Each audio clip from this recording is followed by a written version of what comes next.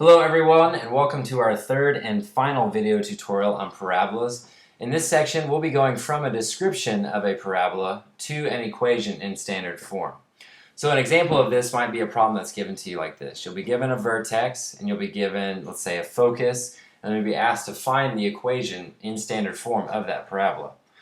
Well, standard form of a parabola is given as y equals, and it'll be a and then times the quantity x minus h, and then that quantity squared, plus k. Well, h and k we get that from our vertex. This would be h, and this would be k.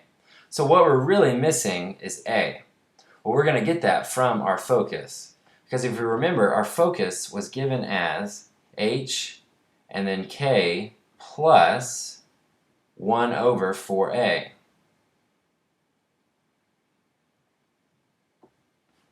So, since we know what our focus is and we know what k is, we can solve to figure out what a is. So, our k is 3, so we have 3 plus, and then we've got 1 over 4a, and that equals 5. So we subtract 3 from both sides, so we get 1 over 4a, and that equals 2. Well, we can multiply 4 on both sides, so we can cancel the 4 over here, and that leaves us with 1 over a equals 8. Well, we can just flip both sides, so we can have a equals 1 over 8. So now that we know a, and we know x, or h and k, we can write our equation as y equals 1 over 8, and then that times x minus h, so it's minus 1, and then that quantity squared, plus k, which is 3. And that is our final answer. Now, let's do another example where we might be given a different type of description. So let's say we're given a vertex and a vertex with an R in it.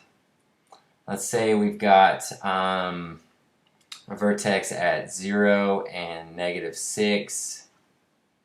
And let's say we've got a directrix at, let's go at y equals -2.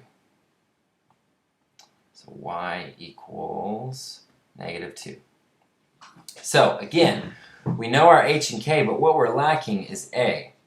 Well, if we remember what our directrix equals y, and it's y equals k minus 1 over 4a. Well, since we know what our directrix is and we know what k is, we can again solve for a in a similar manner. So we can have -2 equals k is -6 minus 1 over 4a. So we can add 6 to both sides, so we get 4 equals -1 over 4a. Well, we can multiply both sides by -4, so that gives us -16 equals 1 over a.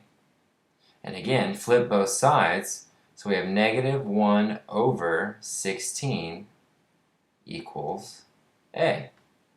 So from here, we can write our equation as y equals -1 over 16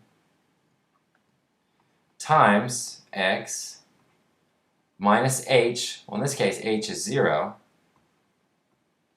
and then plus -6, so I'm just going to write -6.